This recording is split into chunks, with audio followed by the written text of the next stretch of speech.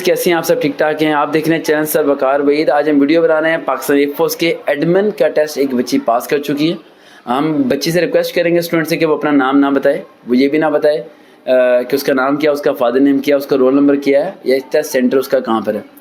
बस उससे तो डिस्कशन करेंगे। उसने बड़ी मुश्किल से हमें तलाश किया और यहाँ तक पहुँच गई। अब हम उसे इंटरव्यू के कुछ टिप्स देंगे। वो टिप्स इस वीडियो के अंदर हम रिकॉर्ड इसलिए कर रहे हैं ताकि वो बच्चियाँ जो कराची में, पेशावर में, KPK में और दूर दूर बैठी हैं और रोज़ाना हमें SMS करके कह रही होती हैं कि सर टेस्ट तो हमारा भी पास है, हमें भी इंटरव्यू की तैयारी कराते हो, तो ये वीडियो उनके लिए फ़ायदेमंद हो जाएगी। तो ये सदका जारिया बन जाएगा और उनके लिए फ़ायदेमंद भी हो जाएंगी जो मेरे तक पहुँच नहीं सकती। इस बच्चे की आवाज़ के ज़रिए आप तक आवाज़ पहुँचेगी। हम वीडियो को शुरू करने से पहले दो पॉइंट डिस्कस करते हैं। बच्ची से मैं डिस्कस कर रहा था स्टडी के बारे में। पहले तो अस्सलाम वालेकुम बेटा। वालेकुम सलाम सर। अच्छा बेटा, ये तो ना बताना कि एड्रेस मेरा क्या है, ये बताओ कि आपने मुझे तलाश कैसे किया, कितनी देर से ढूंढ रहे थे मुझे? सर आपको काफ़ी देर से ढूंढ रही थी। आपकी मैंने यूट्यूब पे वीडियोस देखी थी, तो उसके बाद फिर मुझे पता चला था कि आप फ्री में प्रिपरेशन करवाते हैं। तो सर फिर काफ़ी ज़्यादा आपको मैसेजेस करने के बाद आखिरकार आपका मिल ही गई मुझे एकेडमी और पहुँच गए मेरे पास। जी सर, आपसे मुलाकात। मैंने कॉल कल की थी। जी सर आपने कल कॉल की थी। यकीन आ गया था सरकार की कॉल? जी सर, पहले तो यकीन नहीं आ रहा था, फिर मैंने कहा ये नहीं, ये सर वकार की ही कॉल है और फिर मेरी आपसे बात हुई। अच्छा, नीचे टेस्ट वगैरह कैसे पास किए बेटा आपने? सर मैंने आपकी वीडियोस देखी थी यूट्यूब पे, वर्बल नॉन वर्बल की, जिसमें आपने गाइड किया हुआ था। उनसे मुझे बहुत ज़्यादा हेल्प हुई। जो बच्चियाँ बहुत दूर से हैं, जैसे मैंने बताया कराची से भी गर्ल्स चल पड़ी हैं, तो जो बच्चियाँ दूर से हैं, मैं चाहता हूँ पेरेंट्स का किराया ना ज़ाया करो। उन किराए की बिरयानी बना के घर में बिरयानी खा लो, कुछ कर लो, कोई काम माँ बाप को जोड़े लेके दे दो। वीडियोज़ के थ्रू काफ़ी हेल्प हो जाती है ना। लेकिन हर बच्चे के दिल में सिर्फ एक ही बैठा हुआ है कि मैंने सर के पास जाके बैठ जाना है। तो इन्हें ये कहो कि जो आ सकते हैं वो तो ठीक है, लेकिन जो दूर है वो वीडियोज़ के थ्रू तैयारी कर लें तो बेहतर है। हाँ सर, बिल्कुल ठीक कह रहे हैं। जो दूर हैं वो सर की वीडियो से फ़ायदा उठाएं और वहाँ से अपनी तैयारी स्टार्ट करें। और बढ़िया एक और रिक्वेस्ट करो इन्हें, क्योंकि आपकी बात शायद ये मान लें कि टाइम लिए बगैर ना आए। मेरे दरवाजे के बाहर रश लगा होता है शाम को। जी सर से टाइम लेके आप आएँ, क्योंकि सर बहुत बिजी होते हैं और सर के पास। मेरी हालत देखिए। जी सर, आप काफ़ी बिजी थे आज भी।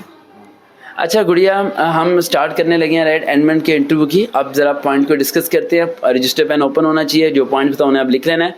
इसे स्टार्ट करने से पहले एक पॉइंट हम डिस्कस कर लें। इनके फादर से मेरा डिस्कशन चल रहा था अभी कि यूनिवर्सिटी में एडमिशन हम कैसे लिया करें। जब मैंने ग्रेजुएशन की थी तो उस टाइम मैं अपने टीचर के पास गया और मैंने जाके पूछा, वहाँ जाके मैंने पूछा कि सर कौन सी ऐसी यूनिवर्सिटी है जिसकी फ़ीस सबसे कम है। तो मुझे कहने लगे, समझ आ रही सर मेरी बात? मुझे पंजाबी नहीं आती, उर्दू आती बस। ठीक है, तो मैंने कहा कौन सी ऐसी यूनिवर्सिटी है जिसकी फ़ीस सबसे ज़्यादा कम है। तो मुझे कहने लगे कि बेटा तुम्हारे नंबर बड़े अच्छे हैं, माशाल्लाह लाइक हो, इंटेलिजेंट हो, वो पूछो कौन सी यूनिवर्सिटी ऐसी है जिसकी तालीम अच्छी है। तुम पूछ रहे हो कि कौन सी यूनिवर्सिटी है जिसकी फ़ीस सबसे कम है। मैंने कहा सर इस सवाल का ताल्लुक मेरे अब्बू की तनख्वाह से है। पढ़ मैं अच्छा लूँगा, मुझे ये बताएं यूनिवर्सिटी की फ़ीस किसकी कम है। तो बेटा आप लोग अपने वालिदैन की तनख्वाहों को देख के चला करो।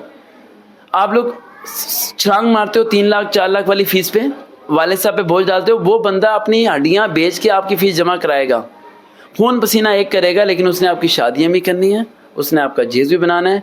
वो अंदर से मर जाता है, अपनी छोटी सी उम्र में बीमार हो जाता है, घुटने में दर्द, शुगर, अलग अलग बीमारी आप देखते हो कि घर में लगी हुई है।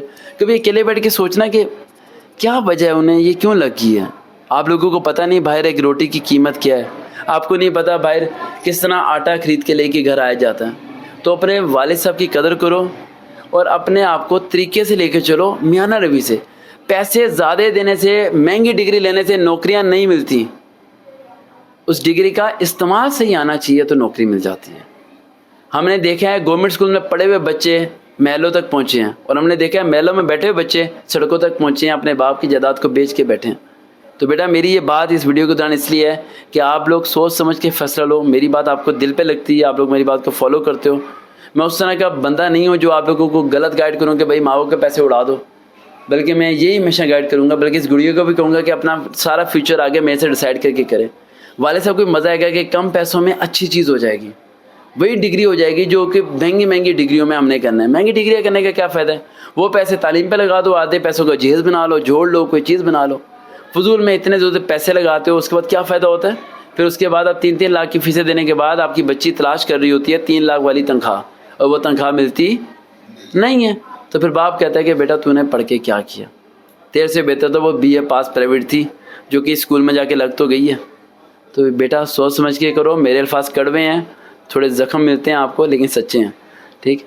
अच्छा, एडमिन के इंचार्ज पे पहले पॉइंट ये है कि एडमिन की रिक्वायरमेंट क्या थी? FSC पास? जी sir, FSC, pre medical, pre engineering और ICS। अब पहला पॉइंट ये है कि एडमिन कहते किसे हैं, एडमिन कहते किसे हैं, ये लिखने आप लोग। इंटरव्यू की बात हो रही है, ज़हन रखिएगा। मैं ये नहीं बता रहा कि इंटरव्यू में बैठना कैसे है, वो इंटरव्यू प्रिपरेशन सर्वकार भी सर्च करें, वो आप सुन लेना। मैं आपको सिर्फ इस पोस्ट के बारे में इंफॉर्मेशन दे रहा हूँ जो वो आपसे कल सवाल पूछ सकता है। एडमिन किसे कहते हैं? एडमिन कहते हैं अकाउंट्स डिपार्टमेंट को, लिख लें अकाउंट्स डिपार्टमेंट, जहाँ पर हम लोग सैलरीज को मैनेज करते हैं। दफ्तर के अंदर अगर कोई क्लर्क हो तो उसे पता होगा दफ्तर में तनख्वाहें जब निकलती हैं या डे शीट बनानी होती है या अटेंडेंस रजिस्टर बनाना होता है, ये सारी चीज़ें एडमिन डिपार्टमेंट ही करता है, जो कि HR डिपार्टमेंट भी इसके अंदर शामिल हो जाता है। अच्छा, पहला पॉइंट, आपने FSC pre engineering pre medical पे अप्लाई कर दिया तो आपकी डिग्री इस जॉब के मतलब है ही नहीं, इस जॉब के मतलब आपकी डिग्री नहीं है। अब उन्होंने FSC पे ये जॉब क्यों रखी? इसलिए रखी क्योंकि FSC वाले बच्चे लाइक होते हैं, इंटेलिजेंट, नंबर कम भी होते हैं लेकिन वो लाइक होते हैं। तो इस इंटरव्यू के बाद वो आपको अगर हायर करते हैं तो 4 साल वो आपको BS अकाउंटिंग पढ़ाएंगे। BS अकाउंटिंग जो आपकी सिस्टर कर रही है ना BBA, वो पढ़ाएंगे उन्हें। क्या पढ़ाएंगे? BBA करा देंगे या BS अकाउंटिंग करा देंगे। 4 ईयर अकाउंटिंग और फाइनेंस आपको समझाएंगे, जो कि अकाउंट्स का डिपार्टमेंट है, जो कि ICOM BCOM वाले करते हैं। समझ आ गई? अब इस टेस्ट में इंटरव्यू में वो आपसे क्वेश्चन कौन से पूछेगा? इंटरव्यू में अगर वो आपसे अकाउंट्स या BBA या इस तरह के क्वेश्चन पूछता है तो आप फेल हो, क्योंकि वो तो आपने पढ़ा ही नहीं है। वो आपसे सिर्फ क्वेश्चन पूछेगा फिजिक्स के मतलब इंटरव्यू के अंदर, और कोई भी सवाल वो आपसे नहीं पूछने वाला। वो पहले आपसे पूछेगा tell me about yourself, tell me about yourself. तो आपने 3 चीज़ों में आंसर देना है, अपना नाम बताना है, अपनी तालीम बतानी है और I want to join Pakistan air force, that's it, बोल देना है। सेकंड क्वेश्चन वो आपसे करेगा why you want to join Pakistan air force, तो आपने जवाब क्या देना है? I want to support my family and serve for Pakistan, मैं अपनी फैमिली को सपोर्ट करना चाहती हूँ और पाकिस्तान के लिए काम करना चाहती हूँ। तीसरा क्वेश्चन वो आपसे पूछता है, अच्छा ये बताएं आपके सिबलिंग कितने हैं? सिबलिंग किसे कहते हैं? बहन भाइयों को। बहन भाइयों के बारे में बताना है 3 है या 4 है, उसमें अपने आप को इंक्लूड नहीं करना। उनकी एक्सप्लेनेशन नहीं देनी कि मेरी बहन डॉक्टर है, मेरा भाई इंजीनियर है, मेरी बहन उस क्लास में पढ़ रही है। उसने सिबलिंग पूछा, उतना ही बताना। लिख लिया? नेक्स्ट पॉइंट, जो सवाल करे उस सवाल के अंदर ही जवाब देना है, पूरा जवाब, मतलब एक्स्ट्रा आपने आंसर नहीं देना।